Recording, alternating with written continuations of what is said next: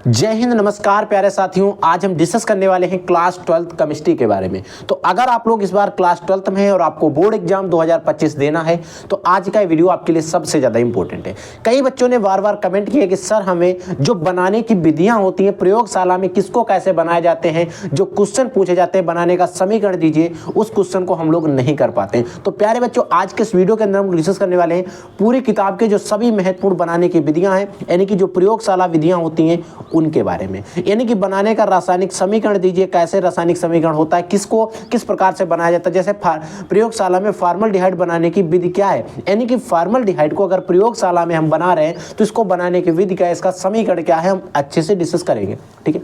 अगला है पेपर के एग्जाम में क्या करें, कैसे लिखें। अगर एक क्वेश्चन आता है 1 से 2 नंबर में आता है, 3 नंबर में आता है, बनाने की विधि 1 आती है, 2 आती है, ज़्यादातर 1 आती है बोर्ड एग्जाम में, हम आपको वो बता देंगे ताकि अगर आप लिखते हैं क्वेश्चन पेपर और अगर आप किसी का प्रयोगशाला समीकरण लिखते हैं 5 नंबर वाला 5 नंबर में, तो अगर आप बनाने की विधि गलत कर देते तो मैं कहता हूं उसमें 5 नंबर में एग्जामिनर को देने की इच्छा नहीं रहती, वो नहीं पढ़ता आगे, फिर नहीं देखता है। अगर आप बनाने की विधि को सही कर देते तो मैं कहता हूं 5 नंबर में आगे चाहे गड़बड़ कर दे तब भी आपको 4 नंबर मिलने के चांस रहते हैं, अगर वो पूरा नहीं पढ़ता है। और ज्यादातर ही ये देखा जाता है एग्जामिनर पूरा क्वेश्चन नहीं पढ़ता है, बनाने की विधि पढ़ लेता है। प्रयोगशाला में आपने जो बनाने की विधि होती है उसका समीकरण जो है सही लिखा है या नहीं लिखा है। ठीक है बच्चों, और ऐसे हैं जो आपके एग्जाम में आने वाले हैं। तो बोर्ड एग्जाम 2025 के लिए सारे वेरी मोस्ट इंपॉर्टेंट है, ध्यान से समझ लेना अगर आप बोर्ड एग्जाम में अच्छा स्कोर करना चाहते हैं। तो देखो, पहला है कि बच्चों कि प्रयोगशाला में फॉर्मल्डिहाइड बनाने की विधि क्या है। यहां पर आपको अगर क्वेश्चन 1 नंबर में या 2 नंबर में पूछ लिया जाता है कि प्रयोगशाला में कि फॉर्मल्डिहाइड जो होता है इसको बनाने की विधि क्या है, यानी कि प्रयोगशाला में आप फॉर्मल्डिहाइड को कैसे बनाएंगे। तो देखो, मेथिल अल्कोहल के उत्प्रेरित ऑक्सीकरण द्वारा प्रयोगशाला में फॉर्मल्डिहाइड बनाया जाता है, यानी कि मेथिल अल्कोहल के उत्प्रेरित ऑक्सीकरण के द्वारा प्रयोगशाला में फॉर्मल्डिहाइड जो है इसका मैन्युफैक्चर किया जाता है, फॉर्मल्डिहाइड को बनाया जाता है। देखो, अब इस समीकरण के अनुसार, इस जो परिभाषा लिखी है इसके अनुसार हमें लिखेंगे ना है इसका समीकरण। देखो, मेथिल अल्कोहल के उत्प्रेरित ऑक्सीकरण के द्वारा, मेथिल अल्कोहल का सूत्र क्या होता है, मेथिल अल्कोहल का सूत्र होता है CH3OH, ये मेथिल अल्कोहल का सूत्र होता है। ठीक है। इसके प्रेरित ऑक्सीकरण के द्वारा, ऑक्सीकरण का मतलब होता है यहां पर नवजात ऑक्सीजन से क्रिया। ठीक है। ऑक्सीकरण के द्वारा, किसके द्वारा, ऑक्सीकरण के द्वारा उपस्थित, याद रख लेना किसकी होती है, PT यानी कि प्लेटिनम होता है। टेम्परेचर याद रख लेना 250 से 300 डिग्री सेंटीग्रेड, और यहाँ पर उपस्थित रहती है Cu का मतलब होता है कापर, और इसका क्या रहता है, चूर्ण रहता है। वेरी मोस्ट इंपॉर्टेंट है ये चीज़, क्योंकि अगर आपको उपस्थित याद नहीं रहती है तो मैं कहता हूँ आपको शायद पूरे नंबर मुश्किल है मिले। देखो, अब जब आप इसकी अभिक्रिया करा देते हैं तो आपका बनता है HCHO। ये क्या होता है, आपका फॉर्मल्डिहाइड होता है, प्लस होता है क्या है, आपका जो वाटर है जिसको कहते हैं H2O आपका निकल जाता है। अब बच्चों, जो रिएक्शन बन गई है इस अभिक्रिया को करना है संतुलित। संतुलित का मतलब होता है इस रिएक्शन को करना है बैलेंस। बैलेंस करने के लिए अगर आप 2 मेथिल अल्कोहल के पास बढ़ाते हैं, 2 जब आप इसके पास बढ़ाएंगे तो यहाँ पर हाइड्रोजन काउंट करो कितने हो गए, 3 दूनी 6, 6 2 8 हो गए। इधर कितने हैं, इधर हैं, इधर भी हम अगर बैलेंस करें इसके 2 से तो ये फॉर्मल्डिहाइड के 4 इधर हो गए और इधर भी 4 कर देते हैं, तो 2 से बैलेंस इधर कर देते हैं। तो आपके हाइड्रोजन बैलेंस, ऑक्सीजन काउंट कर लो, 2 ऑक्सीजन 3 ऑक्सीजन, 2 और 2 4 ऑक्सीजन हो जाते हैं। ठीक है। तो ऑक्सीजन बैलेंस नहीं है, नवजात ऑक्सीजन के पास भी 2 बढ़ा दो। ठीक है, ऑक्सीजन भी आपका बैलेंस हो गया, कार्बन बैलेंस है। ठीक है। तो इस तरीके से, और ये जो आपको बना है HCHO, इसी का नाम है फॉर्मल्डिहाइड। क्या है, फॉर्मल्डिहाइड, और ये बच्चों आपका है वाटर। तो प्रयोगशाला जो समीकरण है फॉर्मल्डिहाइड का वो ए है, याद रख लेना। अगर बोर्ड के पेपर में आता है तो आपको इस तरीके से लिखना। ठीक है। अगला देखो बच्चों, अगला आपका है कि प्रयोगशाला में शुद्ध एसिटाल्डिहाइड, शुद्ध क्या है, एसिटाल्डिहाइड बनाने का समीकरण दीजिए। यानी कि प्रयोगशाला में आप शुद्ध एसिटाल्डिहाइड को कैसे बनाएंगे इसका आपको समीकरण बताना है। प्रयोगशाला समीकरण क्या होता है, देखो, एथिल अल्कोहल का K2Cr2O7 तथा तनु H2SO4 द्वारा ऑक्सीकरण कराकर प्रयोगशाला में एसिटाल्डिहाइड बनाया जाता है।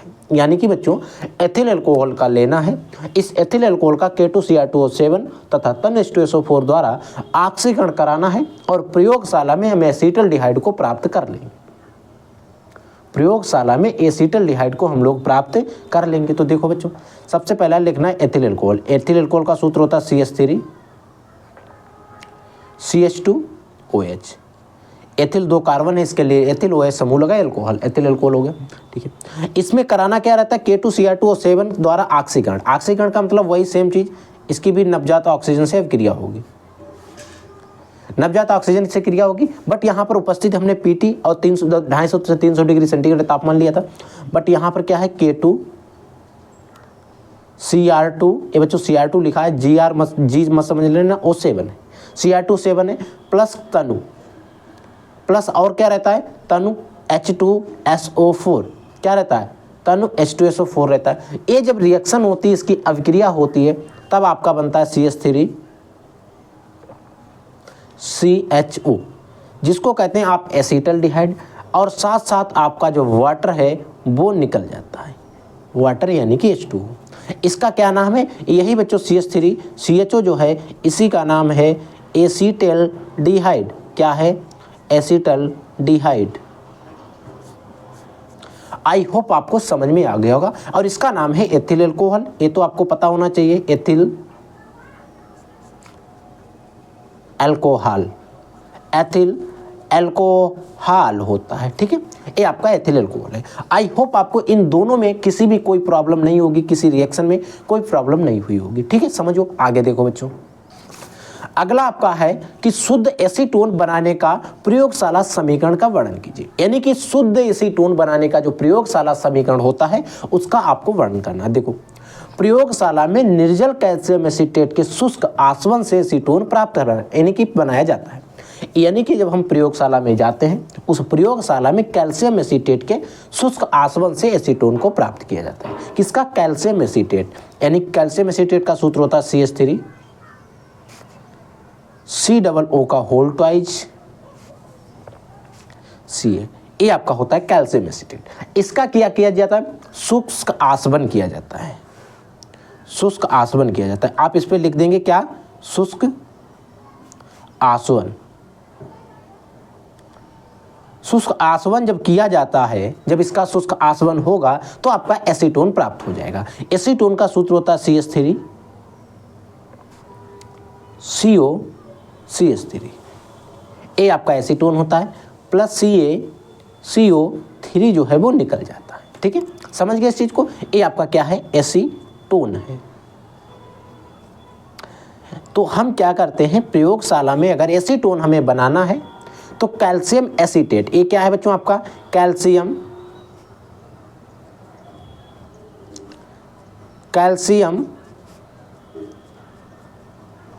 एसीटेट है। इस कैल्शियम एसीटेट को शुष्क आसवन करते हैं और हमारा एसीटोन जो है वो प्राप्त हो जाता है, एसीटोन हमें मिल जाता है। आई होप आपको समझ में आ गया होगा, इसमें कोई प्रॉब्लम नहीं होगी किसी भी प्रकार की। कोई डाउट, कोई क्वेश्चन होता है तो प्लीज़ बच्चों आप डेफिनेटली वीडियो के कमेंट सेक्शन में कमेंट करके जरूर पूछ लेंगे। अगला है क्वेश्चन नंबर 4 है कि प्रयोगशाला में बेंजोइक अम्ल बनाने की विधि का रासायनिक समीकरण का वर्णन कीजिए। अच्छा बच्चों, आपको प्रयोगशाला में अगर बेंजोइक एसिड बनाना है तो आप बेंजोइक अम्ल को कैसे बनाएंगे, उसका रासायनिक जो समीकरण है उसका वर्णन करना। देखो, बेंजील क्लोराइड का क्षारीय माध्यम में पोटेशियम परमैंगनेट द्वारा पोटेशियम बेंजोएट में ऑक्सीकरण करके मिश्रण को HCl द्वारा जलीय HCl द्वारा अम्लीय, हमने सोचा जलीय कहाँ से आ गया, अम्लीय करने पर बेंजोइक अम्ल जो है प्राप्त होता है। यहाँ पर सबसे पहले बेंजील क्लोराइड का क्षारीय माध्यम में पोटेशियम परमैंगनेट द्वारा पोटेशियम बेंजोएट में ऑक्सीकरण करना है। देखो क्या होता है, समझो ध्यान से। सबसे पहले लेना है बेंजील अल्कोहल। बेंजील अल्कोहल का सूत्र क्या होता है, C6H5। बेंजील अल्कोहल है यानी कि CH2Cl है, ये आपका हो गया बेंजील अल्कोहल। ठीक है, बेंजील अल्कोहल का क्षारीय माध्यम में पोटेशियम परमैंगनेट के द्वारा क्या करा है, पोटेशियम मैग्नेट तथा पोटेशियम बेंजोएट में परिवर्तित ऑक्सीकरण करके। अच्छा, तो हम यहाँ पर लेंगे KOH। ठीक है, इसकी रिएक्शन होगी और इससे क्या बनाएंगे, बेंजिल अल्कोहल बनाएंगे। इससे क्या करेंगे, ये स्टेप थोड़ा पीछे चल रहे हैं हम लोग। इससे क्या करेंगे, बेंजिल अल्कोहल में इसको परिवर्तित करेंगे, किसमें, C6H5CH2। अभी मैं सभी के आपको नाम बता दूंगा। और OH, ये आपका बेंजिल अल्कोहल में इसको परिवर्तित करेंगे, प्लस आपका जो KCl है वो निकल जाएगा। ठीक है, हमने क्या किया, इस वाले कंपाउंड को बेंजिल अल्कोहल में परिवर्तित कर लिया। अब बेंजिल अल्कोहल हमें यहाँ पर लेना है C6H5CH2OH। ये जो बेंजिल अल्कोहल है, हमने बेंजिल अल्कोहल को लिया और इसमें नवजात ऑक्सीजन के साथ में रिएक्शन कराई। क्या किया जाता है, यहाँ पे देखो, इसका अम्लीय माध्यम में ऑक्सीकरण, पोटेशियम बेंजोएट में ऑक्सीकरण करके मिश्रण को एसिल द्वारा अम्लीय करने पर बेंजोइक अम्ल प्राप्त होता है। ठीक है, इसका क्या करते हैं, ऑक्सीकरण करते हैं। उपस्थित किसकी रखने हैं, पोटेशियम परमैंगनेट, यानी कि बच्चों आपका KMNO4। और कैसा होना चाहिए, अम्लीय। ठीक है, इसकी उपस्थिति में इसकी रिएक्शन होती, तो आपका बनता क्या है, potassium benzoate. Potassium benzoate C6H5COO होता है, ये आपका हो गया पोटेशियम बेंजोएट। पोटेशियम बेंजोएट बन गया। पोटेशियम बेंजोएट को लेंगे हम, पोटेशियम बेंजोएट को आगे ले आएंगे, C6H5COO। ये पोटेशियम बेंजोएट है, इसको हमने आगे लाए और इसकी रिएक्शन जो है हमने HCl के साथ में करवा दी। किसके साथ में करवा दी, HCl के साथ में करवा दी। जब हम HCl के साथ में इसकी रिएक्शन करवा देंगे तो आपको बना देंगे C6H5COOH प्लस आपका इसका Cl और इसका K मिलकर जो है वो KCl के रूप में निकल जाएगा। तो इस तरीके से बच्चों हम प्रयोगशाला में जो हमें बेंजोइक अम्ल प्राप्त करना था उसको हम प्राप्त कर लेते हैं। ठीक है, इनके नॉमिनेज कर लो। ये बच्चों आपके है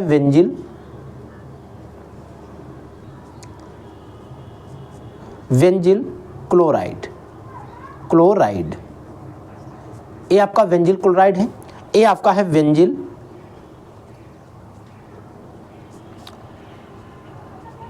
अल्कोहल। ये क्या है बच्चों, आपका बेंजिल अल्कोहल है। अब ये जो बेंजिल अल्कोहल है तो ये भी बेंजिल अल्कोहल है क्योंकि सेम सूत्र है। और ये है बच्चों पोटेशियम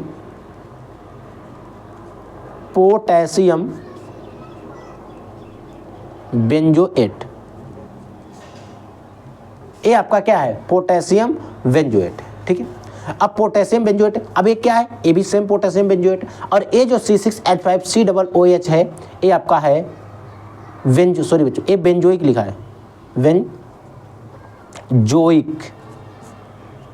अम्ल है या बेंजोइक एसिड। इंग्लिश और हिंदी इसमें सेम रहेगी, बेंजोइक एसिड है। तो इस तरीके से हम लोग बेंजोइक अम्ल को अच्छे से प्राप्त कर लेते हैं। पहले क्या करते हैं, बेंजिल क्लोराइड लेते हैं, उसका KOH के साथ रिएक्शन कराने से इसका KCl के रूप में इसको निकालकर इसका OH लेते हैं, बेंजिल अल्कोहल बना लेते हैं। अब ये जो बेंजिल अल्कोहल है इसको इसका ऑक्सीकरण कराते हैं, KMNO4 होता है बच्चों, 7 नहीं होता, KMNO4 होता है। KMNO4 के साथ में इसकी उपस्थिति में रिएक्शन होती है तो पोटेशियम बेंजोएट को बना लेते हैं। पोटेशियम बेंजोएट की रिएक्शन हम HCl से कराते हैं और बेंजोइक एसिड जो है उसे हम लोग प्राप्त कर लेते हैं। आई होप आपको समझ में आ गया होगा कि प्रयोगशाला में हम लोग बेंजोइक एसिड को कैसे प्राप्त करते हैं, इसका प्रयोगशाला समीकरण क्या है। ठीक है, समझ में आ गया। अगला देखो बच्चों, अगला आपका है कि प्रयोगशाला में एथिल एमीन बनाने की विधि का रासायनिक समीकरण का वर्णन कीजिए। देखो, जो प्रयोगशाला होता है इस प्रयोगशाला में एथिल एमीन, किसका, एथिल एमीन बनाने की विधि का रासायनिक समीकरण है, उसका वर्णन कीजिए। तो देखो, प्रोपेनियोमाइड पर, ठीक है, ब्रोमीन तथा कास्टिक पोटास विलयन की क्रिया कराने से एथिलेमीन बनती है। और ये जो है जब एथिलेमीन बनाते हैं तो एक नेम रिएक्शन हो जाती है जिसे कहते हैं हाफमैन ब्रोमाइड अभिक्रिया। याद रख लेना, अगर नेम रिएक्शन भी हाफमैन ब्रोमाइड अभिक्रिया पूछी जाती है तब भी आप यही लिखेंगे। ठीक है, तो समझो ध्यान से कैसे बनाते हैं। इसमें 2 से 3 स्टेप होते हैं, ध्यान से समझना स्टेप बाय स्टेप। सबसे पहले प्रोपेनामाइड पर ब्रोमीन तथा कास्टिक पोटास के विलयन की क्रिया कराने से, ठीक है, हमें सबसे पहले लिखना प्रोपेनामाइड यानी कि C2H5, ये एथ हो गया, इतना 2 कार्बन है, प्रोपेनोमाइड है CONH2 हो जाएगा। ये आपका प्रोपेनोमाइड हो गया। इस पर अभिक्रिया हम किस कराते हैं, ब्रोमीन यानी कि Br2 हो गया। ठीक, इस Br2 को हमने आगे लिया, इस Br2 को हमने आगे लिया। देखो जब हम Br2 को लेते हैं, ठीक है, तब हमारे पास क्या बनेगा, C2H5 CONHBr, NHBr निकलेगा। साथ ही साथ आपका जो है एक HBr के रूप में इधर निकल जाएगा। ठीक है, समझिए। इसका अभी मैं सभी का नाम बताऊंगा वन बाई वन करके। तो पहला स्टेप तो आपका ये हो गया। अब आपका दूसरा स्टेप आता है। अब हम क्या करेंगे, अब यहाँ पर ए वाला जो कंपाउंड बना है जिसको कहते हैं ब्रोमो, एक या Br लगा तो ब्रोमो प्रोपेनियोमाइड हो जाएगा। ठीक है, इसको इधर लाओ, C2H5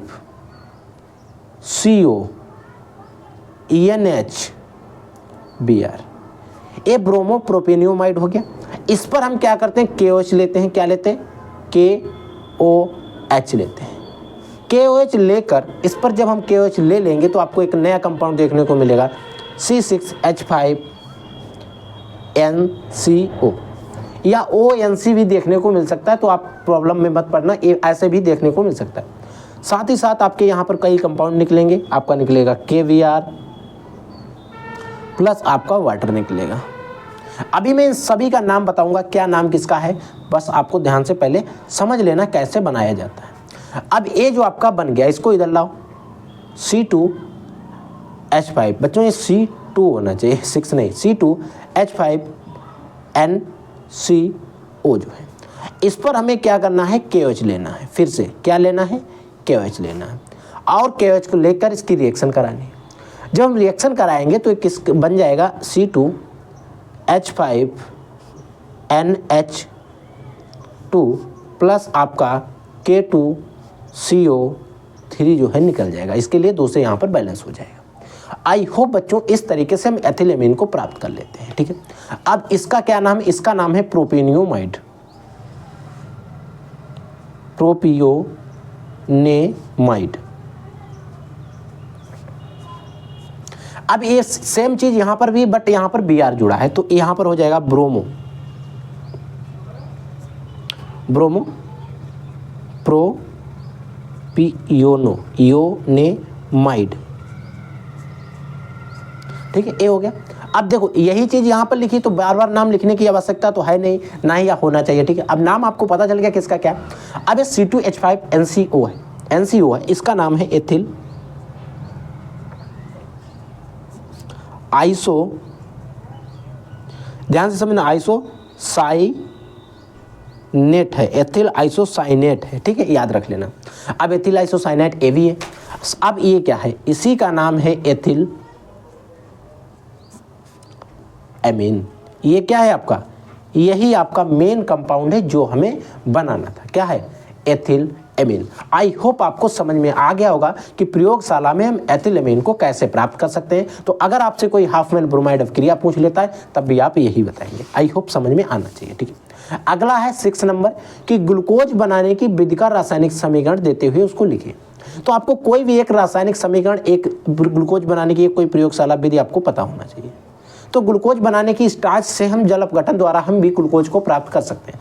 स्टार्च का हम जल अपघटन कर देंगे, हम ग्लूकोज को प्राप्त कर लेंगे। देखो बड़ी मात्रा में ग्लूकोज के लिए स्टार्च का जल अपघटन सल्फ्यूरिक अम्ल के अति तनुगंधक के अम्ल के विलयन द्वारा 393 केल्विन ताप पर निम्न दाब, और दाब कितना निम्न है, कितना 2 से 3 वायुमंडलीय दाब पर किया जाता है। यानी कि 2 से 3 वायुमंडलीय दाब जो है यहाँ पर रखा जाता है जब ग्लूकोज को प्राप्त किया जाता है। तो इसकी रिएक्शन देख लो पहले आप। देखो ग्लूकोज की बड़ी मात्रा में ग्लूकोज के स्टार्च का जल अपघटन कराया जा रहा है। अब बच्चों आपको स्टार्च का सूत्र पता होना चाहिए। स्टार्च का सूत्र देखो, यहाँ पर स्टार्च C6 होता है और H10 होता है, C6H10O6O5 होता है। ठीक है, C6H10O5 होता है और इसका होल N होता है। ठीक है, प्लस इसका जल अपघटन करेंगे यानी कि H2O लेंगे, इसमें बड़ी मात्रा में बन रहा है तो यहाँ पर बैलेंस की जगह पर क्या लगा रहे हैं, N लगा रहे हैं, जिसका जितनी आवश्यकता पड़ेगी वो उतना बना लेगा। ठीक है, अब देखो यहाँ पर क्या रहना है, तनु क्या रहेगा, सल्फ्यूरिक अम्ल, यानी कि बच्चों आपका H2SO4 रहेगा और इस पर हो क्या रहा है, जल अपघटन हो रहा है। क्या हो रहा है बच्चों, जल अपघटन हो रहा है। यहाँ पर जब जल अपघटन होता है तो ग्लूकोज बनता है। ग्लूकोज का सूत्र होता है C6H5 C6H12O6। अब इधर सभी जगह N से बैलेंस हुई है तो यहाँ पर भी N से ही बैलेंस हो जाएगी, तो आपका ग्लूकोज बन जाएगा। अब बच्चे जो सूत्र है ये है स्टार्च का, ये स्टार्च है और ये बच्चों आपका ग्लूकोज है। तो इस तरीके से हम ग्लूकोज को स्टार्च के जल अपघटन के द्वारा बना सकते हैं। आई होप समझ में आ गया होगा, किसी भी प्रकार का कोई डाउट नहीं होगा। अगर कोई डाउट कोई क्वेश्चन रहता है तो प्लीज़ बच्चों आप डेफिनेटली वीडियो के कमेंट सेक्शन में कमेंट करके जरूर पूछ लेंगे, ठीक है। अगला देखो, अगला बच्चों आपका है कि क्लोरोबेंजीन, आपका जो क्लोरोबेंजीन होता है इसके बनाने की कोई एक विधि लिखिए। क्लोरोबेंजीन को हम कैसे बनाएंगे, इसके बनाने की कोई एक विधि आपको लिखना है। तो सबसे पहले हम बात करते हैं गाटरमान जो रिएक्शन होती है, एक नेम रिएक्शन है, उसके द्वारा भी हम क्लोरोबेंजीन को प्राप्त कर सकते हैं। तो देखो, इस अभिक्रिया में बेंजीन डाइएजोनियम क्लोराइड को कॉपर चूर्ण व HCl के साथ गर्म करने पर क्लोरोबेंजीन आपका बन जाता है। तो देखो, benzene diazonium chloride, benzene diazonium chloride का सूत्र होगा C6H5, डाइएजोनियम क्लोराइड है यानी कि N2Cl है। ये आपका हो गया बेंजीन डाइएजोनियम क्लोराइड। इसके साथ में होता क्या है कि बेंजीन डाइएजोनियम क्लोराइड को कॉपर चूर्ण व HCl के साथ गर्म करने पर, यानी कि यहाँ पर आपको कॉपर का चूर्ण लेना है, उपस्थित में क्या लिखना है Cu या HCl, और यहाँ पर क्या लेना है, इसको गर्म कर देते हैं, ठीक है। इस कॉपर का चूर्ण लेना है, ठीक है। कॉपर चूर्ण आप लिखना चाहें तो इधर आप चूर्ण भी लिख सकते हैं, कॉपर चूर्ण, ठीक है। कॉपर चूर्ण और HCl के साथ में जब हम इसको हीट करते हैं तो आपका बन जाता है C6H5Cl प्लस ए वाला N2 जो है निकल जाएगा ऐसे, यानी कि गैस होती तो ऊपर जाएगा, ठीक। तो N2 क्या है बच्चों आपका, ये है नाइट्रोजन। N2 क्या है, नाइट्रोजन गैस होती है, ठीक है। ये आपका है क्लोरोवेंजीन,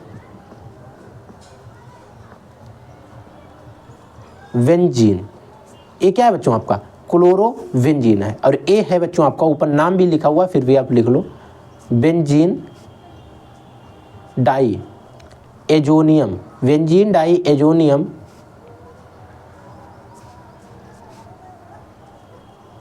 क्लोराइड, बेंजीन डाइएजोनियम क्लोराइड है। आई होप ये भी आपको समझ में आ गया होगा, ठीक है। प्रयोगशाला में क्लोरोफॉर्म बनाने की विधि का रासायनिक समीकरण बताइए या ज्ञात कीजिए। बताओ, ये भी वेरी वेरी मोस्ट इंपॉर्टेंट है कि प्रयोगशाला में आप जो क्लोरोबेंजीन होता है, सॉरी क्लोरोफॉर्म होता है, इसके बनाने का रासायनिक समीकरण जो है वो ज्ञात करना। तो देखो, एथिल अल्कोहल को नम विरंजक चूर्ण के साथ मिलाकर आसवन करने पर क्लोरोफॉर्म प्राप्त होता है। ये परिभाषा जितनी सरल दिखाई दे रहा है इतना सरल नहीं होता है। देखो, एथिल अल्कोहल यानी कि C2H5OH लेते हैं, एथिल अल्कोहल का हो गया। इसके साथ में रिएक्शन होती है H2SO4 की, H2SO4 सल्फ्यूरिक अम्ल, ठीक है। H2SO4 के साथ में इसकी जब रिएक्शन, सॉरी क्या है, एक मिनट, प्रयोगशाला में क्लोरोफॉर्म बनाना है, एथिल अल्कोहल को नम, तो इसको एथिल अल्कोहल को नम डायरेक्ट कैसे ले लेंगे भाई, Cl लेना पड़ेगा, ठीक है। देखो ऐसे नहीं बन पाएगा, ये नहीं बन पाएगा ऐसे। देखो यहाँ पर डायरेक्ट एथिल अल्कोहल से नहीं बना पाएंगे, एथिल अल्कोहल को नम विरंजक चूर्ण नहीं हो पाएगा ना। देखो सबसे पहले आपको लेना है विरंजक चूर्ण, क्या लेना है, विरंजक चूर्ण CaOCl2, ये विरंजक चूर्ण लेना है। इसमें क्या डालना है, वाटर H2O। इसमें विरंजक चूर्ण में जब हम वाटर डालेंगे, जब हम विरंजक चूर्ण में वाटर डालेंगे तो आपका बनेगा CaOH का होल ट्वाइस प्लस आपका बनेगा Cl2, और Cl2 यानी कि क्लोरीन जो कि गैस होती है ऊपर उड़ जाएगी। अब हमें यहाँ पर ये Cl2 लेना है, ये क्या लेना है Cl2। अब हमें लेना है यहाँ पर एथिल अल्कोहल C2H5OH प्लस आपको ये वाला Cl2 लेना है जो कि क्लोरीन है। अब आपकी जब रिएक्शन होगी, जब आप इस Cl2 के साथ इसमें रिएक्शन कराएंगे तो आपका एसिटल्डिहाइड बन जाएगा CH3CHO प्लस आपका HCl जो है निकल जाएगा, 2HCl निकलेगा, ठीक है, HCl निकल जाएगा। अब आपको जो एसिटल्डिहाइड आपने बनाया इसे इधर लाओ, एसिटल्डिहाइड यानी कि CH3CHO। जब आपको एसिटल्डिहाइड मिल जाता है, एसिटल्डिहाइड मिल गया। अब एसिटल्डिहाइड पर क्रिया करा दें हम Cl2 की, ठीक है। फिर इस पर ले Cl2, Cl2 इसकी क्रिया कराने से हम यहाँ पर बना लेंगे क्लोरल, CCl3 CHO, ये आपका क्लोरल बन गया। साथ ही साथ HCl निकल जाएगा, 3HCl निकल जाएगा यहाँ पर। अब आपने जो क्लोरल बना लिया, अब हमें थोड़ा काम आसान हो गया। ये आपका CCl3 है और CHO है, ये आपका क्लोरल हो जाएगा। और क्लोरल क्या करेगा, इसके साथ में रिएक्शन करेगा। ये जो ऊपर हमने सबसे पहले बनाया था CaOH का होल ट्वाइस, इसके साथ में जब रिएक्शन करेगा, इसके साथ में रिएक्शन होगी, अभिक्रिया होगी। थोड़ा बड़ा है इसका स्टेप, बट ध्यान से समझ लेना। बताने को तो मैं एक स्टेप में भी बता देता, बट वो सारे प्रयोगशाला में काम नहीं आते। ये आपका क्लोरोफॉर्म बन जाता है, प्लस आपका HCOO का होल ट्वाइस Ca, ये आपका निकल जाता है। अब बच्चों इसमें से कुछ ऐसे हैं जिनके आपको नाम पता होना चाहिए। जैसे पहला जो है, इसका क्या नाम है, ये है आपका विरंजक चूर्ण, ये आपका विरंजक चूर्ण हो गया। जैसे CH3CHO है, ये क्या है आपका एसिटल्डिहाइड है,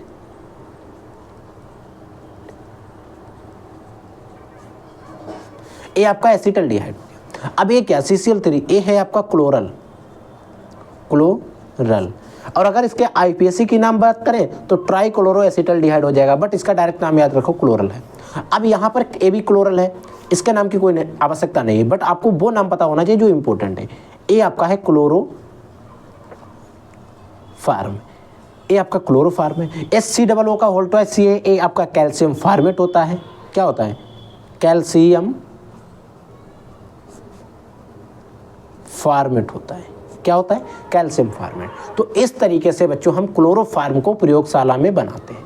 आई होप आपको समझ में आ गया होगा, इसमें किसी भी प्रकार का कोई डाउट नहीं होगा किसी में। अगर कोई डाउट, कोई क्वेश्चन होता है तो प्लीज़ बच्चों आप डेफिनेटली वीडियो के कमेंट सेक्शन में कमेंट करके जरूर पूछिए, ठीक है। अगला क्वेश्चन देखो बच्चों, अगला और आपका लास्ट है, नमा और लास्ट भी है। क्या है कि प्रयोगशाला में डाई एथिल ईथर बनाने का रासायनिक समीकरण लिखिए। प्रयोगशाला में आप डाई एथिल ईथर को कैसे बनाएंगे, इसका आपको रासायनिक जो समीकरण है वो आपको लिखना है। तो देखो, प्रयोगशाला में die ethyl ether ethyl alcohol के अधिक और सांद्र H2SO4 को 140 डिग्री सेंटीग्रेड पर गर्म करके बनाया जा सकता है। इंपॉर्टेंट ये भी है क्योंकि ये इसका जो क्वेश्चन है बोर्ड के पेपर में ज़्यादातर पूछा जाता रहता है। देखो, प्रयोगशाला में डाई एथिल ईथर को एथिल अल्कोहल के अधिक और H2SO4 को 140 डिग्री सेंटीग्रेड पर गर्म करके बनाया जा सकता है। देखो बच्चों, एथिल अल्कोहल यानी कि आपको लेना C2H5OH, एथिल अल्कोहल हो गया। अब यहाँ पर आपको लेना है H2SO4, H2SO4। यहाँ पर आपको टेम्परेचर याद रख लेना है, ये आपका रहता है 100 से 110 डिग्री सेंटीग्रेड, 100 से 110 डिग्री सेंटीग्रेड। जब 100 से 110 डिग्री सेंटीग्रेड रहता है तो यहाँ पर बनता है C2H5HSO4 प्लस आपका वाटर जो है H2 है वो निकल जाएगा, ठीक है। अब HSO4 बना हुआ है, इसको लाओ C2H5HSO4, ये आपका बन गया, इसको लाओ, इसकी अब क्रिया कराओ C2H5OH से, C2H5OH से क्रिया कराओ और यहाँ पर आपको टेम्परेचर रखना है 140 डिग्री सेंटीग्रेड, ठीक है। अब बनेगा C2H5 single bond O single bond C2H5 plus आपका H2SO4 जो है निकल जाएगा। अब इसी का नाम है बच्चों डाई